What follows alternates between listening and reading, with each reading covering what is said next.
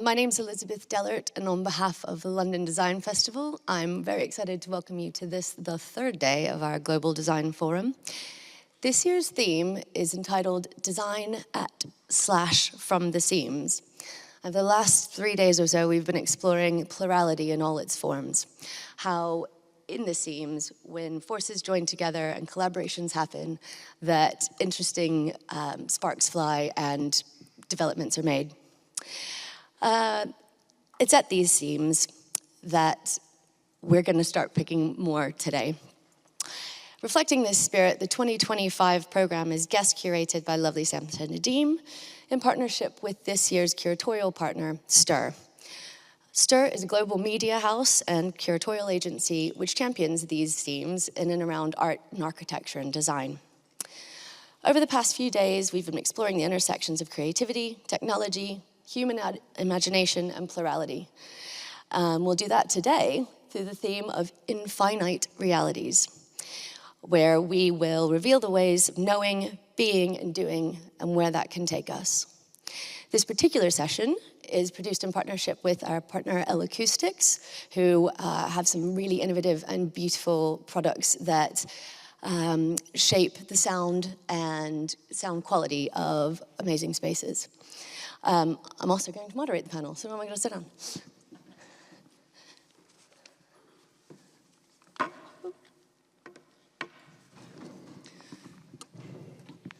So, this panel is entitled Beyond Silence. We will explore the ways that the intangible, sound and light, shape our experiences of spaces and places. So one of our sponsors, L-Acoustics taglines is, we don't just fill spaces with sound, we shape spaces with sound. And I think the same can be said for light. So today's panel has been constructed in a way that can help us tease these out with some brilliant experts. I'll let them introduce themselves and perhaps give a bit of context as to how their research and practices speak to this theme. If you want to give us some case studies as well, that would be brilliant, just to give us a bit of context. So shall we take it with you, Paul, first? Okay, so I introduce myself. Hi, my name is Paul Bavister. I am an architect. I'm also a teacher at University College London at the Bartlett School of Architecture.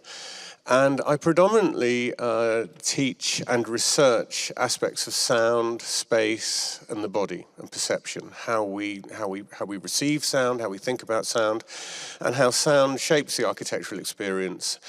And mostly I do acoustic work in practice, so I do sort of auditoria, places for music where obviously sound is fundamental. Not so much acoustics in normal office buildings where it's still essential.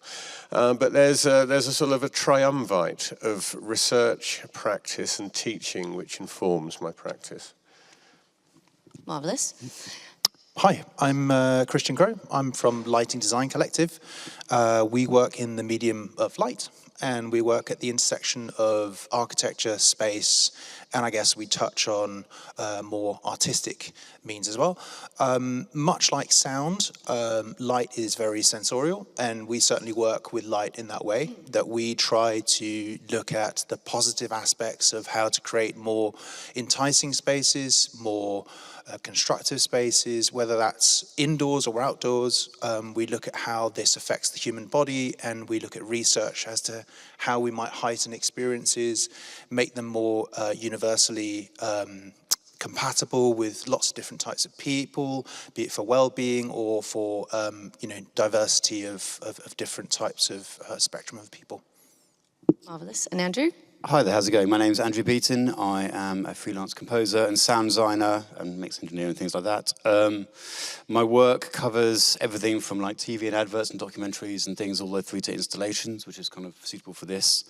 So I actually was doing some things for London Design Festival last year, a show called Memory, which was kind of an installation that happened at the basement of Art Hotel in Old Street, if anyone knows that. So that was that kind of touches on this kind of thing, which is a mixture of me working with like directors and filmmakers, but to create installations and create fully immersive or interactions essentially. So yeah, so that's kind of my background. Yeah, thanks. Marvellous. So you've teed that up really nicely, so you bring it all together.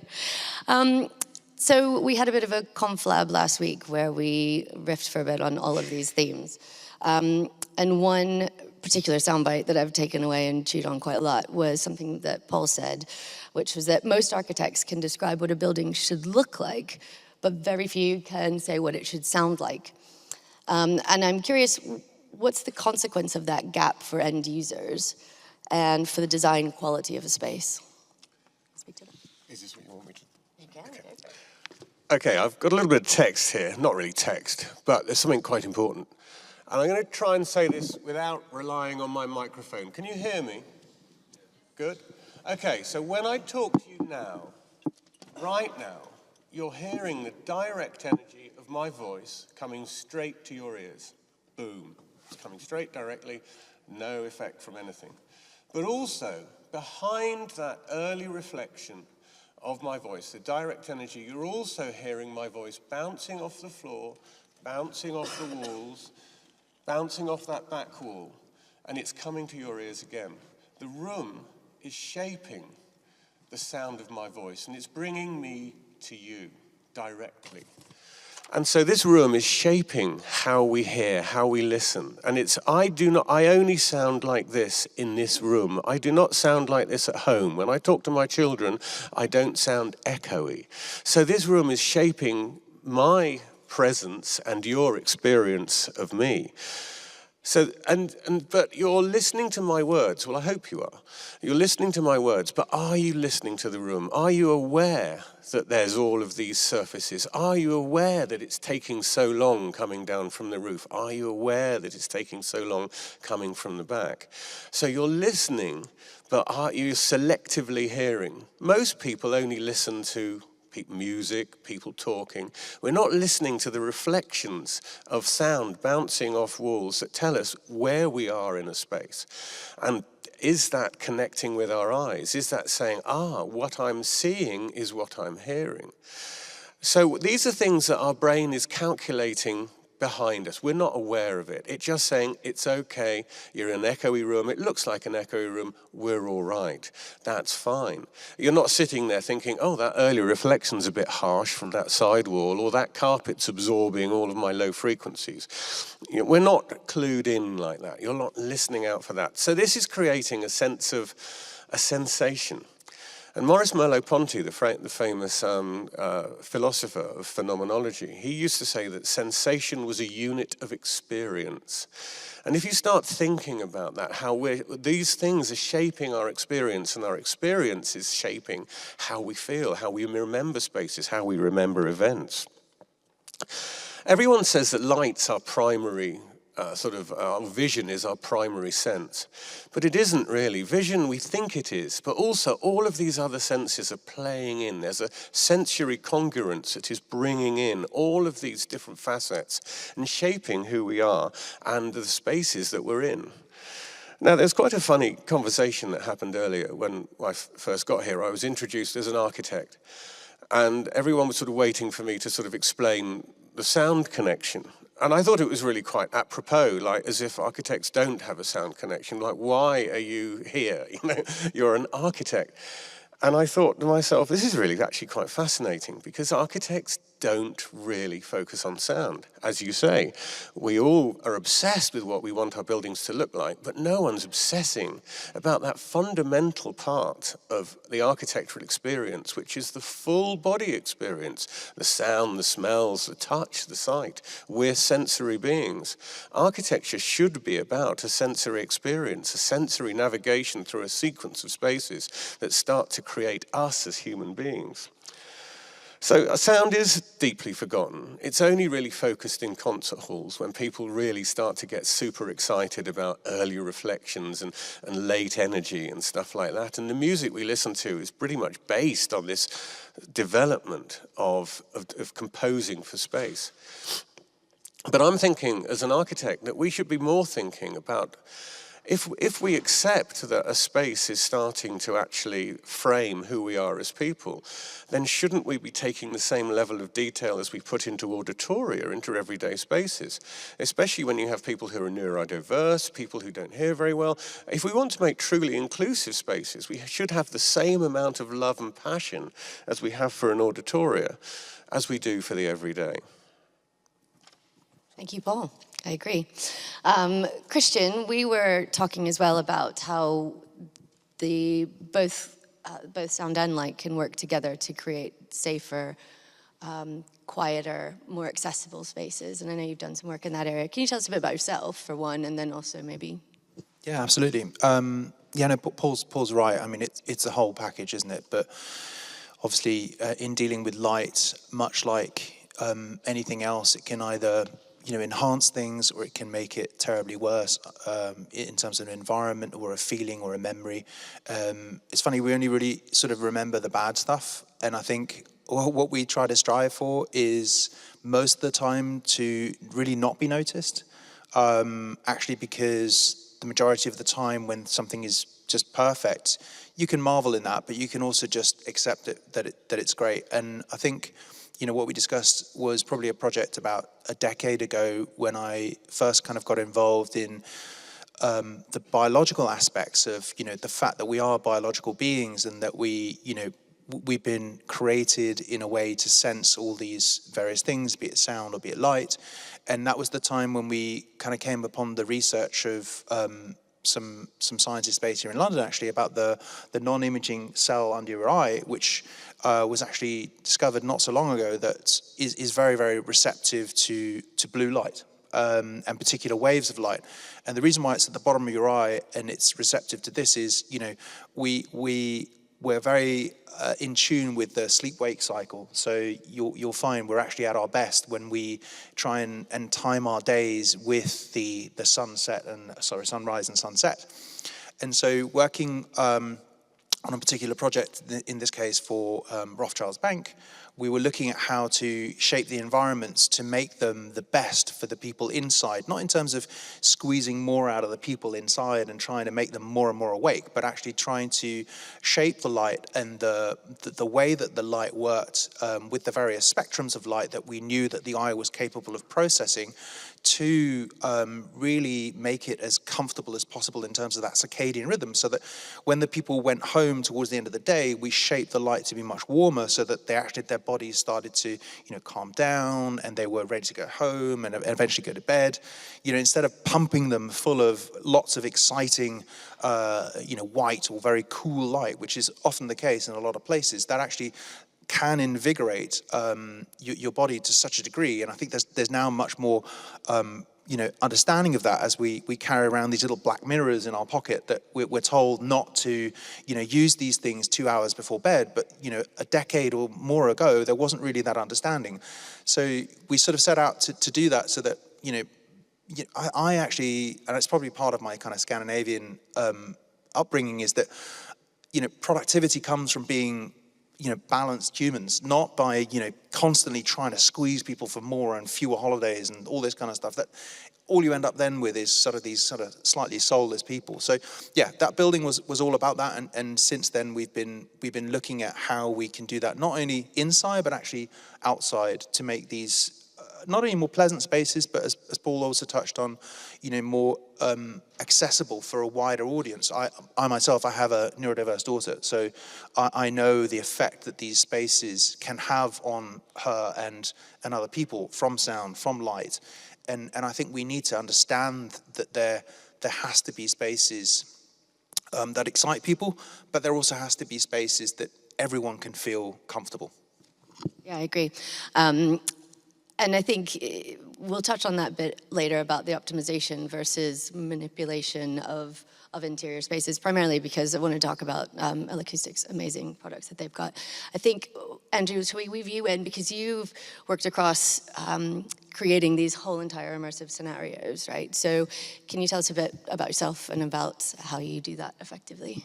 So like I say, I'm a composer, sound designer, and the first thing to say is that, especially in the world of immersive, experiences. Like there's a huge amount of crossover between composition and sound design. And in some ways, it's not even, they're all kind of, it's one large amorphous thing essentially. So the last project I did for the London Design Festival was called Memory, and we were, like I said, we were in the basement of the Art Hotel in Old Street, and it was several panels all around the room, and they all projected up these, using a technique called Gaussian splat, which is essentially like, it's built, does everyone remember The Matrix? Remember that moment where the woman hangs in the air?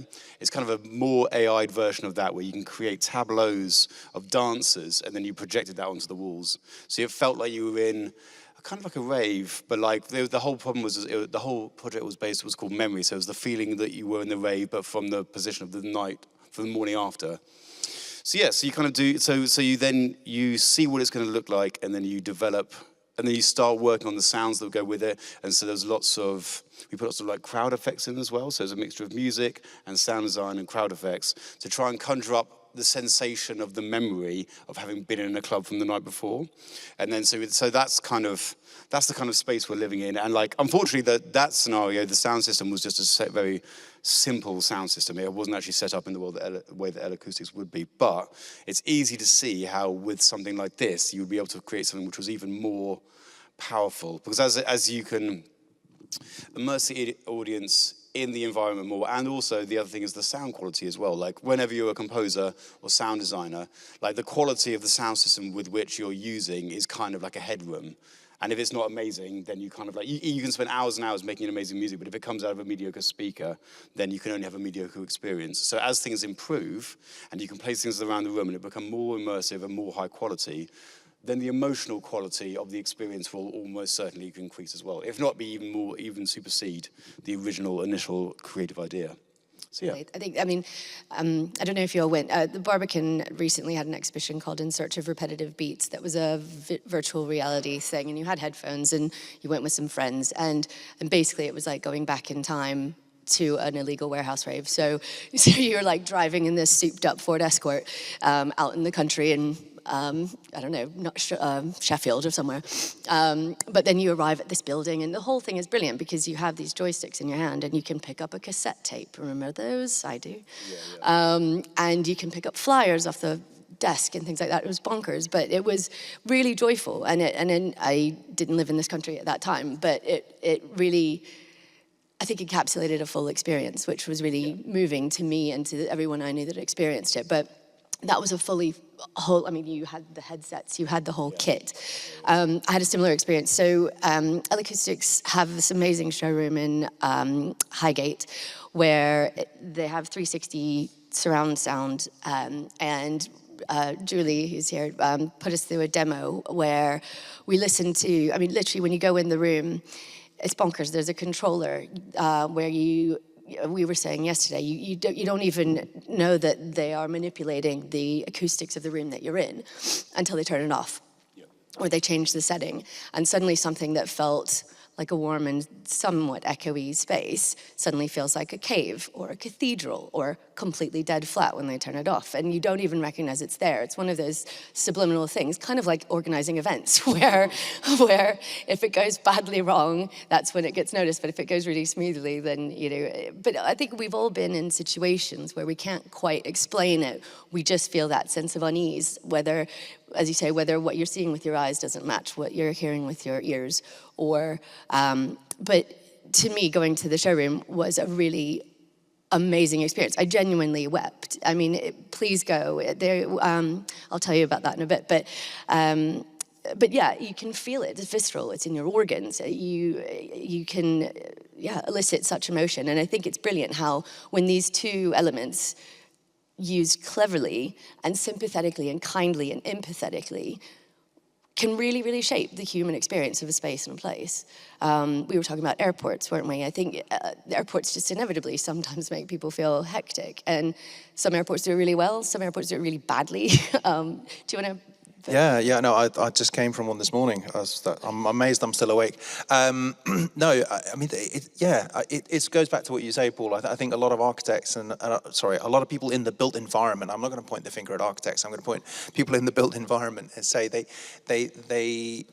They think about how something might look, or they think about what it just needs to do, and that's fine. You can tick lots of boxes in a kind of clinical way, but then you need to know what it feels like for the people, what it both from a sound perspective, as you say, there's great ways that the team can shape spaces, and I think that could be really interesting for me, what you just said about the L-Acoustics stuff, because, like I said, my daughter's superpower is that she's autistic, but she gets overwhelmed by certain things, and particularly sound. So I'd be really interested to see how you could, because we looked at it, for example, when we were lucky enough to do the Dubai Expo twice, so once for the actual expo itself, but then we also recently just looked at how to transform it into a city. So you take this incredibly, let's face it, sort of fairground-ish type space, and then you turn it into a place that people live.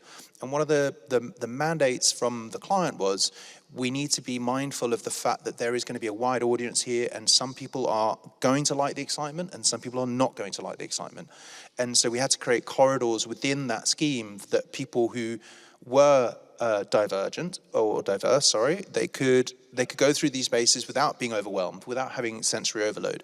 And going back to the airports, it is a massively, you think about it, it's these huge metal flying loud things that you're surrounded by, and sometimes hundreds and if not millions of people circulating around you, depending on how you are. So there's noise from people, there's noise from airplanes, there's noise from, and lots of noises that you don't hear every day. And if you're more sensitive to that, and I think Paul can hop onto this with your kind of project you're doing at the moment. I think there's a real opportunity to look at how to create these corridors and shape the space, maybe with technology like this, to change the soundscape, to make it acceptable for a wider audience. Oh, thank you. That's a really nice link. I mean, the soundscape's a really good word that we should be sort of starting to use. It's getting much trendier nowadays, and people are starting to talk about it a lot more. And I think that normally in the architectural trade, when things are going really, really wrong, the answer to any acoustic question is to just fill a room with sponge.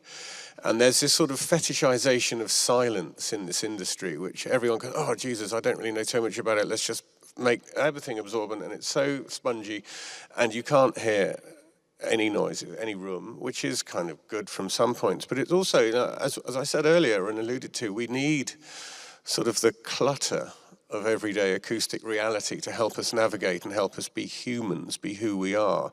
And when things are too silent, it goes the other way. It actually is more detrimental to your health and well-being than it would if it was super noisy. And so I think that the studies which are being undertaken into soundscape at the moment are actually really, really critical, because they're sort of accepting the fact that we do need to have ambient sound. We do need to have the clutter of reality that's in our ears all the time. But it needs to be tempered, it needs to be tuned, it needs to be managed. And I think there's a lot of research undertaken at this by my university, UCL, by Jian Kang and his team, who are looking at all sorts of ways of bringing this into policy as well, and there should be frameworks for it. Currently, the only regulations we've got about sound is the building regulations part E, which is just really, really dispiriting about sort of stopping noise coming through from other rooms and stuff like that, where we should be much more engaged with a much more open conversation about soundscape and how we appreciate it. I think sorry. No, sorry, I was just going to literally say one thing, because it was really interesting when we were talking about, you mentioned that also if you make the experience not what you expect, so if you change the soundscape to something you're not familiar with, right, that can be unnerving as well. My experience is that when you go to the travelator and you think it's going to come on and it doesn't, and you still, you get on the stairs and your body expects it to move forward, and you still get this kind of like, oh, it's not moving. Although it stopped. That's the thing. I know it's stopped, your but my body's still going, everybody does that though, don't you? Yeah. You have that sort of lurching disconnect.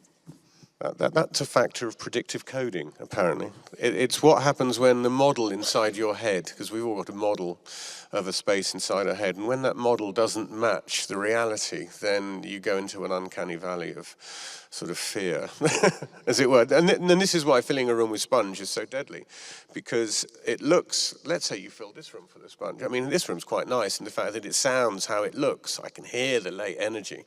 But if it didn't have that, I'd feel a little bit unnerved. You know, it's kind of gratifying that I'm in an echoey space. It's gratifying, and that's what we have to start understanding as designers, that it's not just about ticking the box, oh, it's good for our sort of health and whatever. It actually, there's more to our understanding of space that we think. And we're finding about it now, you know, it's current thinking.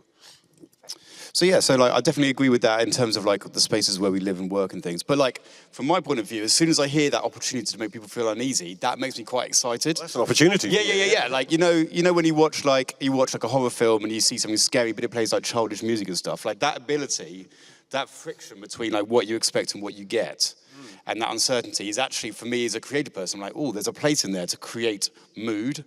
So like you could actually create like lots of music has like nasty electronic sounds or like industrial sounds, and like discomfort actually can be quite an exciting part of a creative process. So whilst I agree you probably don't want that for the everyday, as soon as I hear you could do that, I'm like, oh, I wonder how I could use that in a creative way to create a sense of uncertainty in a piece of art or something like that. Because you want to watch a film, if it's a spooky moment, you want people to feel uncertain. I think some electric car designers are on your wavelength, because they sometimes sneak up on me in car parks, and I'm like, what's that sound? Electric cars, you know, some of that sound. Yeah. They sound like, you know, that bit in the horror movie when you're about to get, you know, finished. But yeah. So it feels like, I agree that you want to make a normal everyday environment comfortable, but that moment seems quite exciting to me, actually.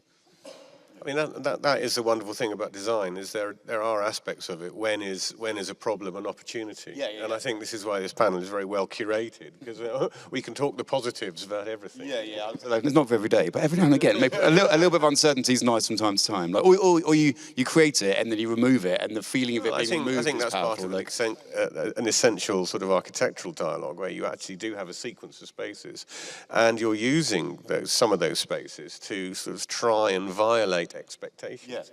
That's the whole point of the sort of sense of anticipation, where you think, I think it's going to do that, and then it does something else. Affirming and denying. I mean, architecture, well, even walking here from the entrance is a series of theatrical events. I mean, what a beautiful walk to come through the V&A, through all this wonder and these galleries that open up and then close down again and open up. My moment of uncertainty earlier, there's an old lady whose phone went off, and she had her ringtone smells like Teen Spirit, and she couldn't turn it off. So in the middle of the V&A, it smelled like Teen Spirit coming around. Lady's phone. I was like, amazing, uncertainty. Yeah, but I also think we're talking obviously about creating these spaces that are very, you know, good for everyone. But I do think everyone should be taken out of their comfort zone every once in a while, because it's part of a learned experience. You know, we can't be wrapped in cotton wool, all of us, all the time. I don't think that's healthy either. No, I think it's a very good point. I mean, inclusive design is essential, but it also isn't. It shouldn't be the sort of go-to, and we should think about it. Like a hospital is very inclusive, but it's also so anodyne. I mean, would you want to spend no, you don't want to spend any time in a hospital. I mean, we really don't. Yet they are designed for sort of everybody. And so that's the thing. We do have to think very carefully about how we design for sound and how we design for the senses and how we design for everyone, to make sure that they're inclusive to a degree, but don't exclude.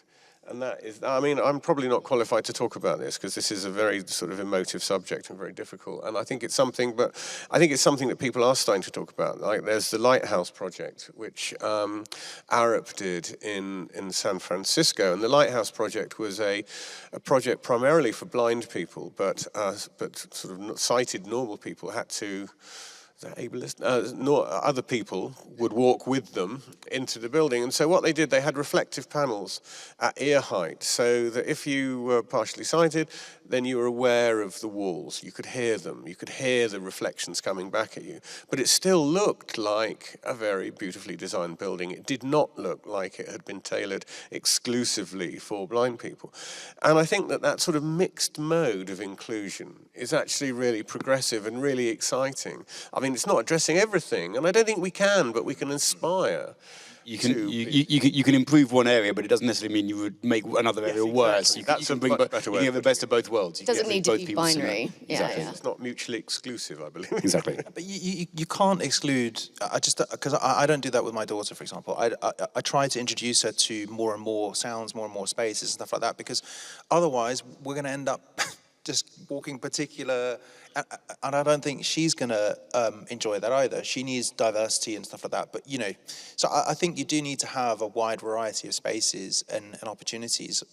You can't, like I said, you can't just make a space for everyone always. It can be more sophisticated than attenuation, I think is the point, right? Like we can play with this in interesting ways. And to your point about hospitals, we had a brilliant, on Saturday, we had a film screening from our partners, Stir, who showed a film screening about the buildings of Emilio Ambras, yes.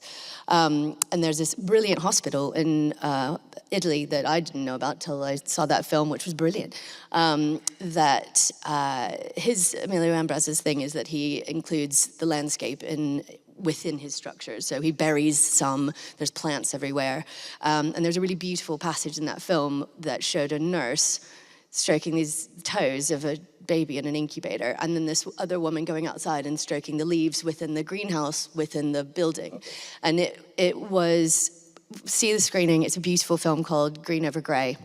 But I found that really moving because it catered to a lot of different types of people. There were studies that any hospital room where you can see light, the patients inevitably heal faster and things like that. There's lots of studies that have been done with that.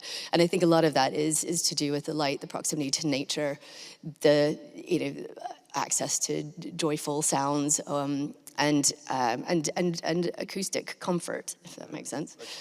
I think that, so a friend of mine who's a doctor was saying that, like, medicine, we're talking about medicine, like, he's saying that over the last 20 years, medicine has moved from being human beings are biological machines to seeing them as entire organisms that need to be looked after on all levels. So the things we talk about, like light, anything that makes them feel more natural will make them more like to heal quicker.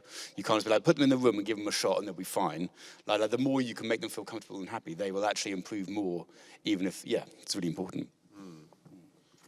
It does make me worry, though, that putting soundscapes in hospitals, I mean, because this is the sort of where we are, and I think you can do many things with, this is where light's a bit easier, I think. I don't know whether Kristian would say that. But, I mean, the idea... Super easy, yeah. There are so many people who are just sort of think, playing birdsong in a room is going to sort of sort it out. And I just think we're better than that, aren't we, really? A bit of Enya. Ambient hums. Well, I imagine they're both on the VE list pretty high now. Well, yes. Lighting and acoustics. I mean, this is, well, I think it shouldn't be. I mean, we have the WELL standard in the UK now, which is coming, and that should be statutory. I think it's currently the WELL standard is a nice to have, and it should be a statutory obligation just as much as structure and fire. It took Grenfell to finally wake up the industry into really addressing fire issues and take those very, very seriously. And I think the WELL standard is the next one, because we're currently, the way that we're building buildings is to the cost plan and not to the emotional and physical health of the building's users. And I think that if you make that statutory and think, well, a building goes on forever. Well, us architects, we kind of hand it over, give them the keys and go by with our photographs that we put on our websites. And actually, we should be thinking, well, how did people get on with this 20 years later? Are they healthy? Are they happy? That should be a fundamental part of the conversation with how we approach the built environment. We did talk about this, didn't we, about metrics and optimization. And to your point about Rothschilds, I just assumed it would be like money, money, money, go, go, go. And we also talked about Google, didn't we? And I think at the Google building on the South Bank at, is it 9 Elms? Yeah. In Battersea, they have a reflection of the ceiling that is video recorded and then pumped back through the ceiling. So all of their employees have a sort of circadian peak and trough. But I think we were also talking about listening to Endel, weren't we? I don't know if you all are familiar. There's an app that can play solfeggio tones. Soundscapes and solfeggio tones. And they do 8D recorded bits that are supposedly really good for ADHD people. I know it helps me focus a lot. Kristian's got it too. But it's those things that I think are really interesting to manipulate. But again, to your point about we were talking about metrics and, you know, what is the end game for user friendliness? Yeah, I think metrics are fine. Standards are fine. We can talk about lots of different ones, whether it's well or whether it's, you know, this, that, or the other. But I think, yeah, it's probably more about putting the human back into spaces, mainly because I think, depending on your view of how we came to be sitting here or anywhere, you know, and that length of time that you feel is correct. We weren't always inside. You know, in fact, probably for a lot of the time when we were, you know, these biological beings, we were actually mostly outside. And there's a good reason for that. The sun's outside, fresh air is outside, you know, lots of stuff is outside that's not inside, and we're not bringing inside. And so, you know, a lot of the standards have talked about flat static light, perfect glare-free, all this kind of stuff. And I mean, that's kind of the beauty of being outside, is that you get a bit of blinding, but then you go into the shade, or you go into the light, or you find your, you know, a little bit of a breeze or not a breeze, or whatever you like. And I think adaptive environments and environments that take care of us as biological beings, I think, is better than just saying everyone's at this level, it's flat. You know, this is the perfect level for everyone, because I just don't think there is one. Like, when you go to cafes, some people like to sit in the sun, some people like to sit in the shade. And usually it's us tourists that go and sit in the sun, and all the locals sit in the shade. And this It's you who flew in from Spain this morning. Yeah, but you know what I mean? We're all so different. And so to try and say everyone is fine at this level, I don't believe in. I just don't believe it. Yeah, I think that's quite true. I was going to say, like, my girlfriend works in the art world. She loves galleries, big, bare, white rooms, and I like music studios. So I like it to be very dark, very warm. Like, yeah, she loves big. Yeah, there's no one way at all. Like, I think that was, and one of the things that we had talked about as well at L-Acoustics, actually. L-Acoustics did a project in one of the galleries at LACMA. And to me, coming from the art world myself, I think it's really interesting to talk about retrofitting these spaces, because some of them are sort of beautiful, elegant white box, and that they're designed specifically to be neutral spaces. I'm a decorative art historian, so that's why I love being in this particular building. But or smaller museums like the Frick or things like that are a bit more accessible. But something like LACMA is a big, giant, very modern, very sexy, sleek space. And you know, to your point, I'm not a sound designer or an architect, and thinking about how to retrofit those spaces, is it very frustrating to come at these projects and be like, God, I wish somebody had thought of this before now?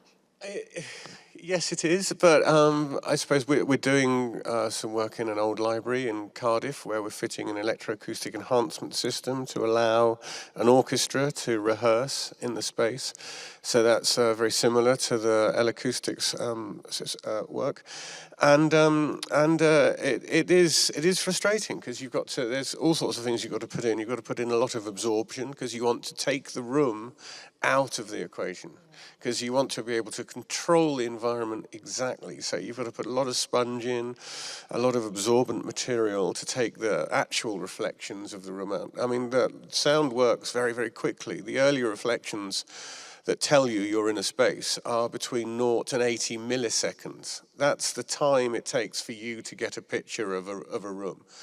And it's hardwired into your head. It doesn't pass any cognitive function. It goes straight to the thalamus to go, okay, sound, here we go. And there's no thinking about it, which is why sound can be so powerful. I'm probably not answering your question, but this is something that should be said, because, I mean, we can look at a difficult piece of art for ages, but put on some difficult music, and we run a mile. I always think with that one, the thing to remember is, like, your eye only needs 25 frames per second to be able to make a coherent thing. There's a lot of machinery making it happen, but sound, when you listen to a CD, it's 44,100 individual pieces of sound information in order for you to have a smooth running thing. Which is why you can't really do auditory tricks in the same way you can do visual tricks. There's no machinery with sound. It's pretty direct. It's just a reading, whereas your eye is actually you're basically constantly hallucinating the whole time, and it's actually easier. You can shut your eyes. I mean, we don't have earlids. We don't have the ability to go, oh, I don't like this song, I'm going to turn it off. You know, I mean, I sometimes with my students, fingers, no? I play them some explicitly difficult music and see what they all think about it. And it's really interesting to watch them all go, "Oh, no, turn it off." And it's like, no, well, then you explain it. And once you talk about it and then play that same piece of difficult music, like some Xenakis or something that students universally despise, then suddenly they get into it and they go, once there's cognition into how to receive difficult sounds, once you're expecting difficult sounds, you can bathe in them. But yeah, so yes, it's a difficult thing. I think you can also learn to block them out, like Baby Shark. I've learned to block that out. I can literally half an hour later, am I listening to Baby Shark? I don't even realise. Yeah.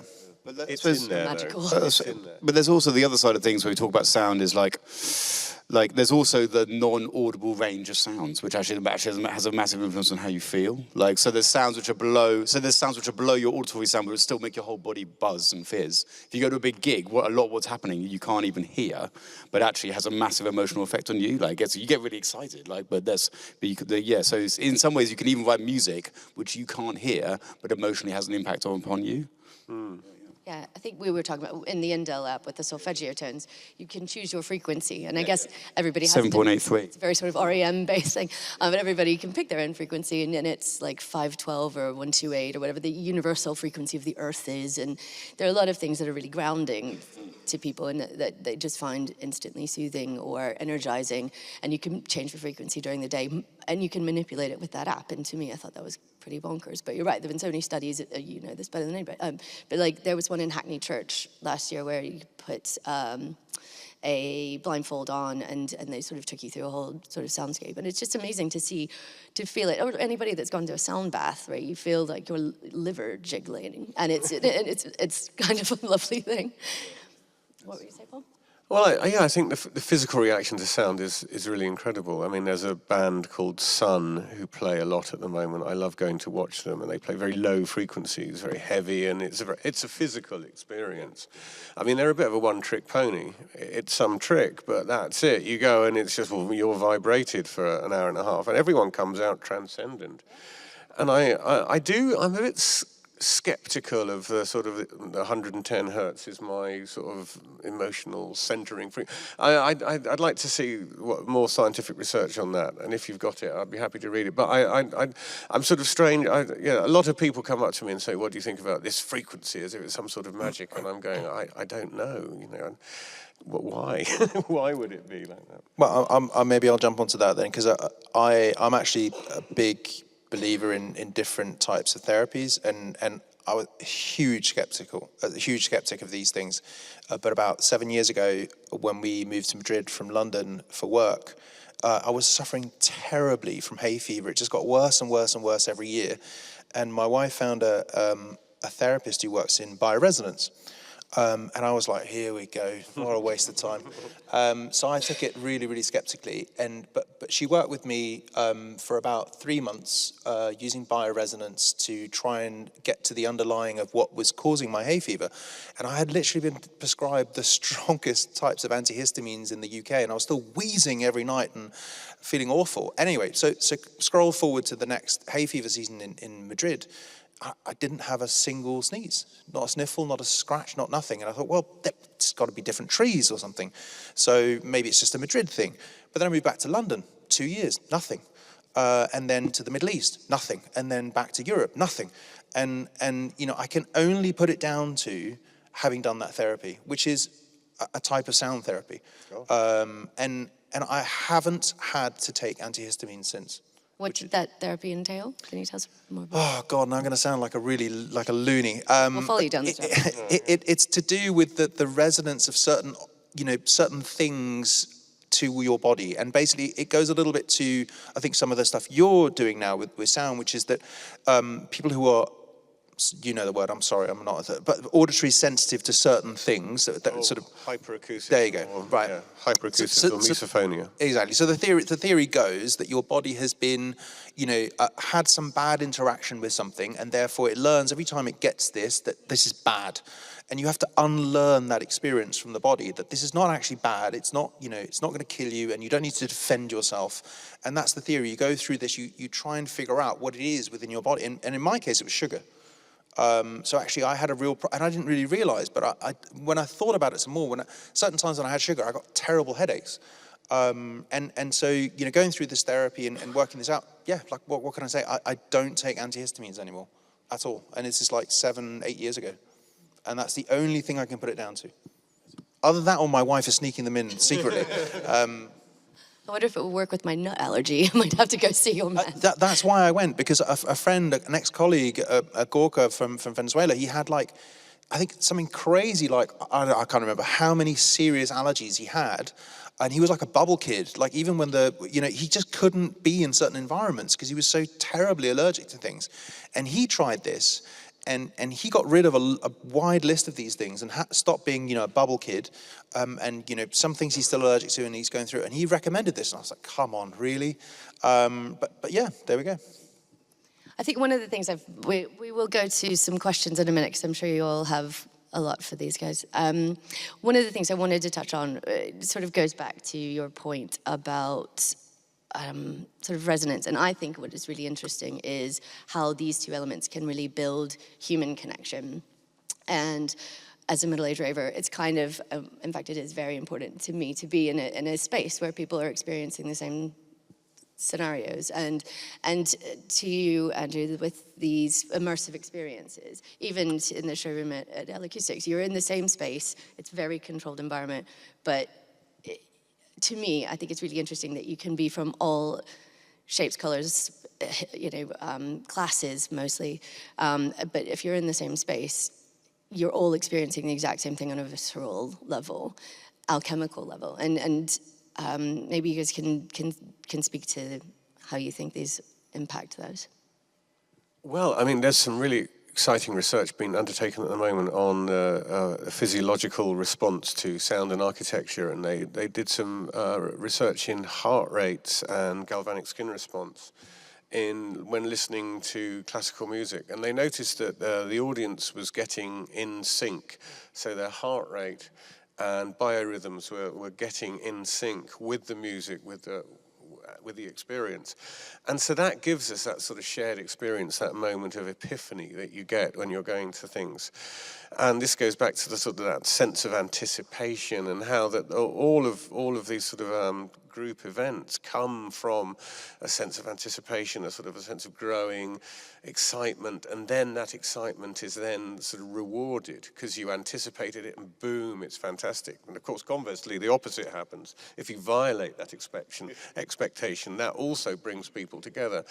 So what's really important about this is that the room is a fundamental factor of these kind of experiences, especially in music and auditory systems, where the relationship of the audience with the room is bringing these things together and encouraging that physiological sense, which is bringing the people together. And this is why people can come out having this massive high, a rush, a euphoric high, even though no one's spoken to each other. What is exciting